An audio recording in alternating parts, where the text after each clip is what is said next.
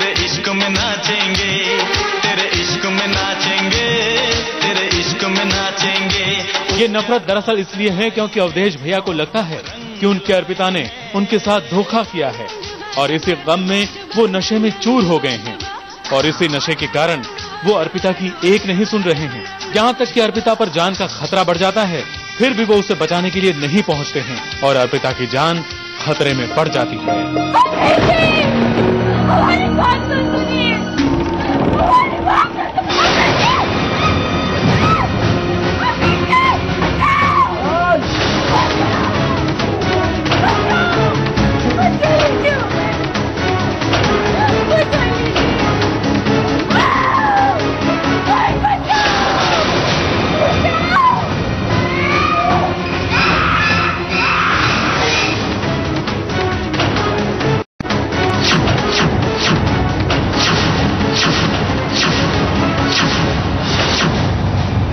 पर्दे पर दिखने वाले इस भयानक सीन की शूटिंग भी कोई आसान नहीं थी।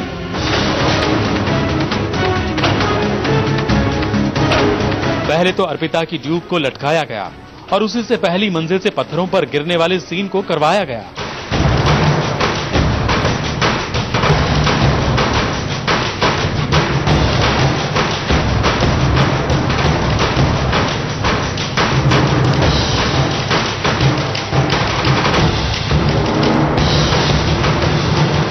फिर अर्पिता को क्रेन के साथ बांधा गया और फिर उसी सीन को दोहराया गया।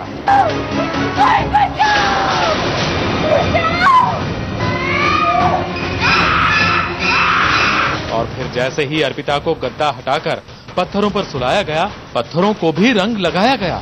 एक छोटे से सीन के लिए कितना तामझाम और कितनी मेहनत करनी पड़ती है। भाई ऐसे ही छोटे पर्दे की ये बहू खतरे में थोड़ी ना पड़ती है। मोहब्बत रंग लाई है, हम जश्न मनाएंगे, सागर झलकाएंगे। Star news report. तेरे इश्क में नाचेंगे, तेरे इश्क में नाचेंगे, तेरे इश्क में नाचेंगे। आगे बढ़ेंगे जनाब, लेकिन उससे पहले आइए नजर डालते हैं इस खास रिपोर्ट पर।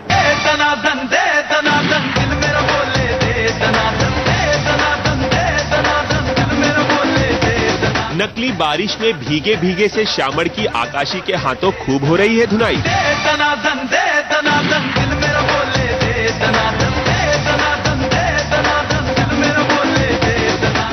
आकाशी के छाते से बचकर कहां जाए श्यामड़, उसे कुछ समझ नहीं आ रहा। लेकिन छाते से पीटने से पहले आकाशी ने पति पर रौब जमाते हुए उनसे उठक बैठक भी करवाई। मैं जोरू का गुलाम अरे बन के रहूंगा, मैं जोरू का गुलाम, जोरू का गुलाम बन के रहूंगा।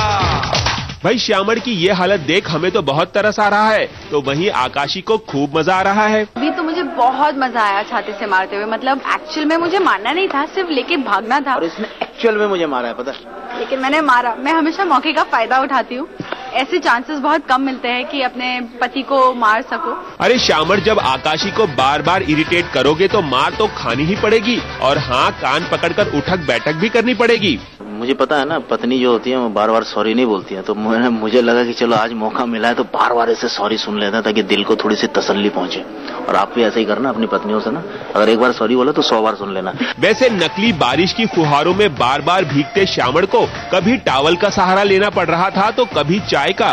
इस बारिश के ही वजह से हम दोनों पैचअप कर रहे हैं। अभी जब ये सॉरी कह रहा है, मुझे लगता है कि कुछ अच्छा ही बारिश है जो हमें पॉजिटिव करते रहती है, एक दूसरे की तरफ अट्रैक्ट करती है।